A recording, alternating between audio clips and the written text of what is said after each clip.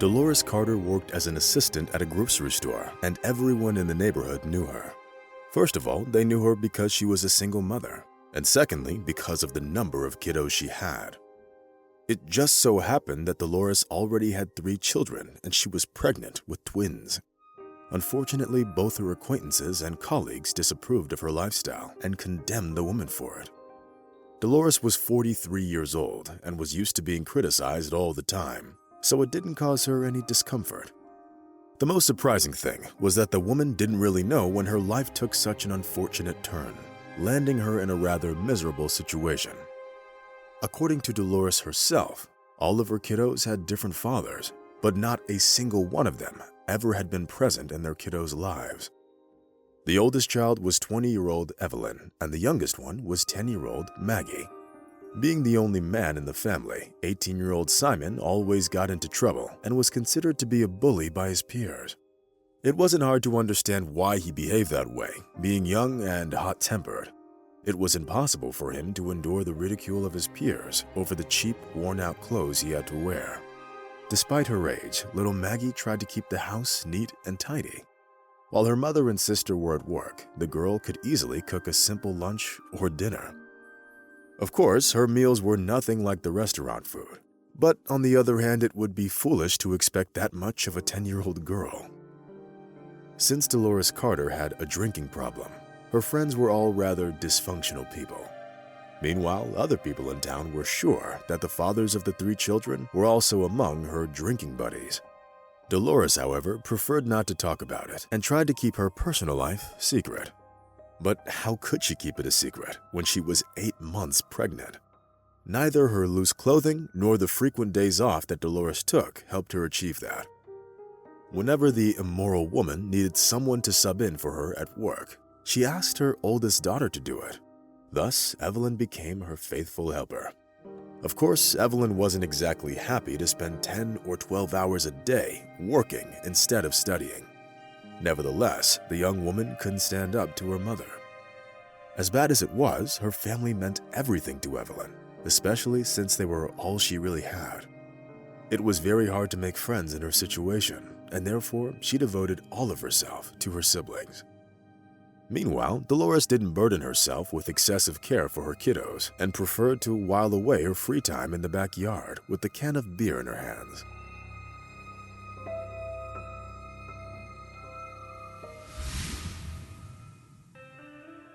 Evelyn rarely tried to reason with her mother and mostly talked to Maggie, who listened to her and tried to help.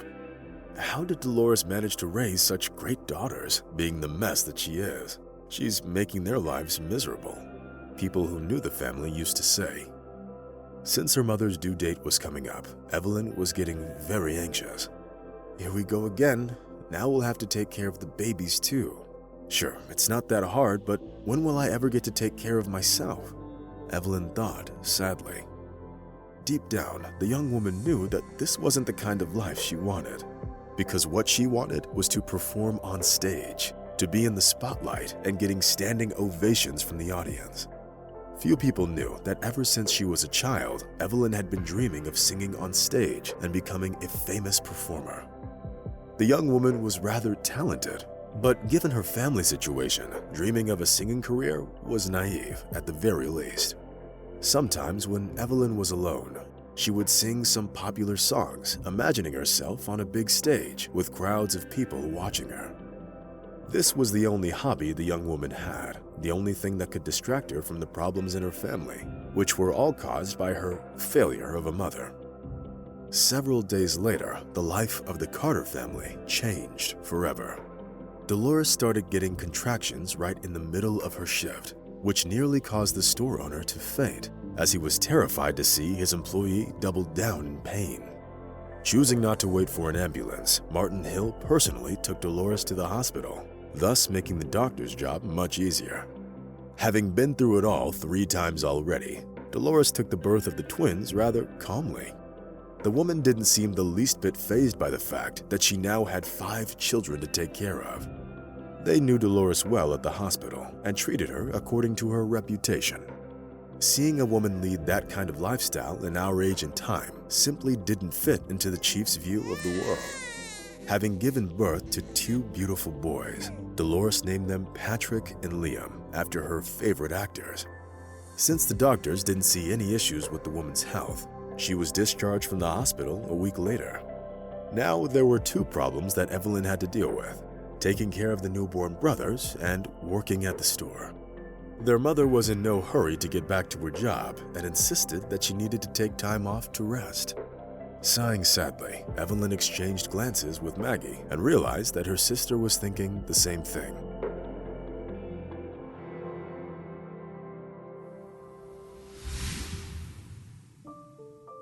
However, the situation with Dolores was at least somewhat less stable, while her son Simon was having serious problems with the law. Deprived of parental care and affection, the young man got in with a bad crowd that was robbing shops and small booths with them. During one of the successful robberies, Simon got caught on the surveillance camera of one of the shops. Dolores learned it all from the police officer who detained her son. "So, what's going to happen to my boy now?" the woman asked, looking sincerely concerned. "He will have to answer for his crimes before the law. And although I can't tell the future, I'm pretty sure he's going to get sentenced to 3 or 4 years in prison," the officer answered. It was impossible to say for sure whether Dolores' concern was sincere or if she was simply playing the role of an unfortunate woman with a difficult fate yet again.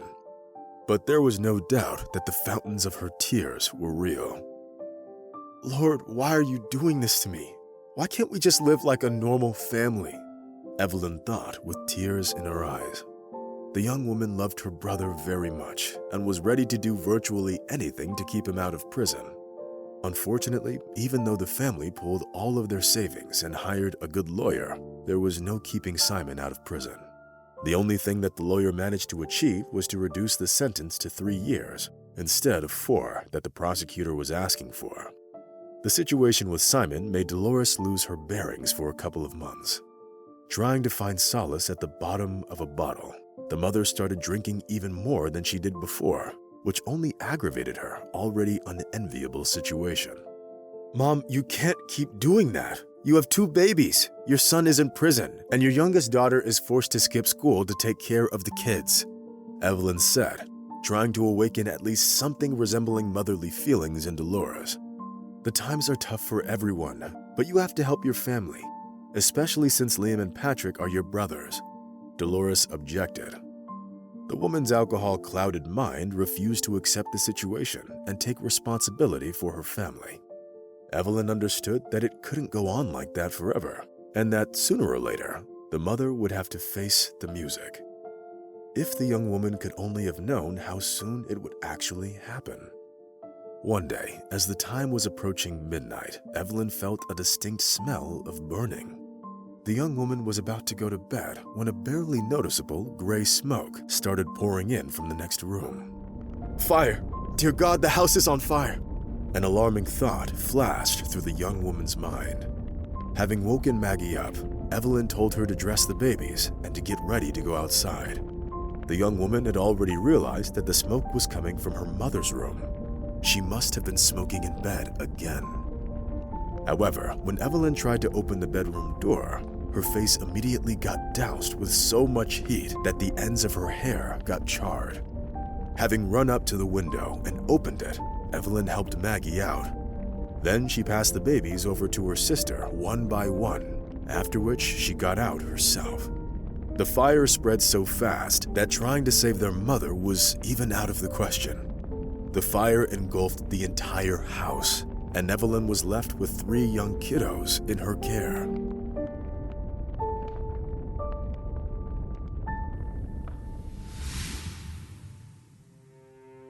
The firefighters arrived at the scene, but unfortunately, they were forced to admit that they were powerless against the wall of fire that enveloped the old wooden house. Some of them believed that smoking in bed had caused the fire, while others blamed it on the faulty wiring, which hadn't been changed since the times of Lyndon Johnson.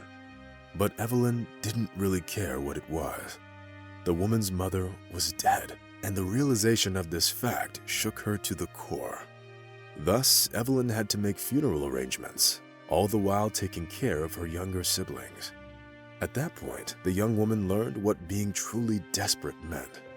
A brother in prison, a dead mother, no house, and 3 kids to take care of, Evelyn thought with tears in her eyes.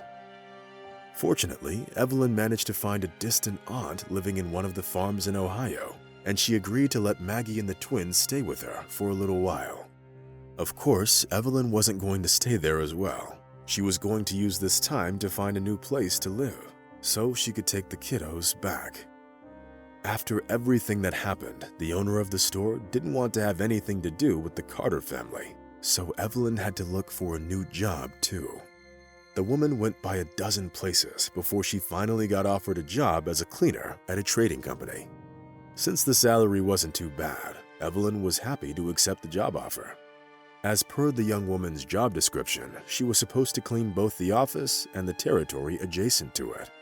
The director of the firm was an imposing man of about 45 named Glenn Stone. Being a successful businessman, the man always made sure to take care of himself. Mr. Stone got beauty procedures in salons, went swimming, and trained at the gym until his body would no longer obey him. Since Evelyn was a very attractive young woman, Glenn Stone took a liking to her as soon as she started working at the office. The experienced older man immediately surrounded the new cleaning lady with such care and attention that she never knew before in her life. Evelyn thought that her life had finally taken a turn for the better, believing that this relationship could bring her some prosperity and stability. Unfortunately, that wasn't so. Glenn simply took advantage of the young woman's naivete. Nights full of passion, romantic dates, and dinners at expensive restaurants swirled Evelyn into a whirlpool of new feelings and sensations. At the same time, the young woman didn't even notice anything or anyone else around her, and thus she didn't even realize that she had another admirer at the company. Francis Hill was just a manager, and given his modest income, he couldn't compete with Glenn Stone for the young woman's attention. The man didn't have much experience in courtship either, so all of his advances were very modest and polite.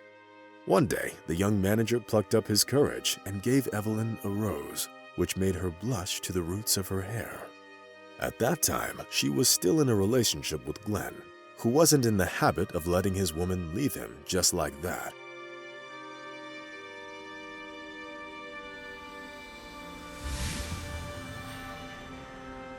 Francis was suffering from unrequited love, but he couldn't profess his feelings to Evelyn.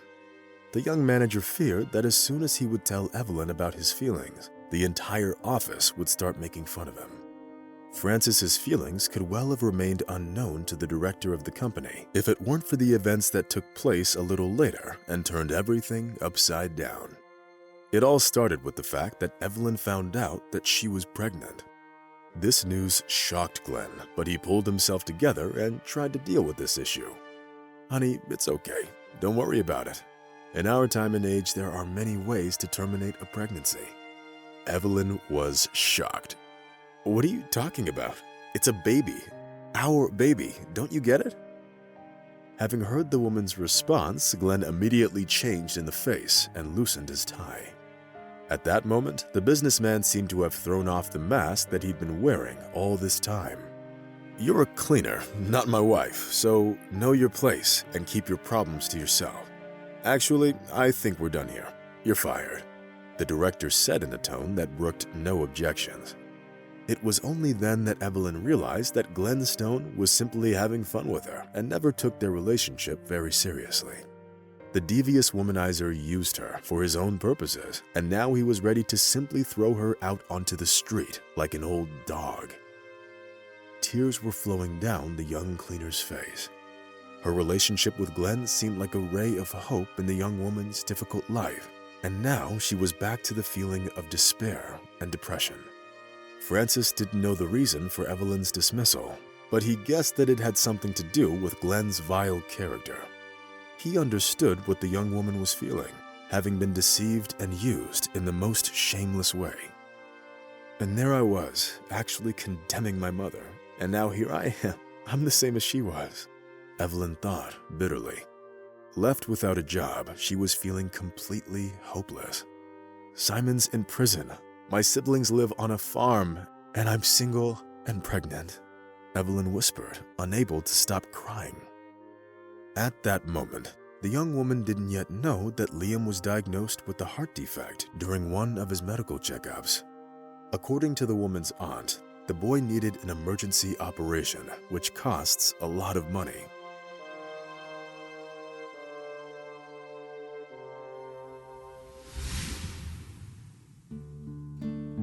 Where am I supposed to get that kind of money?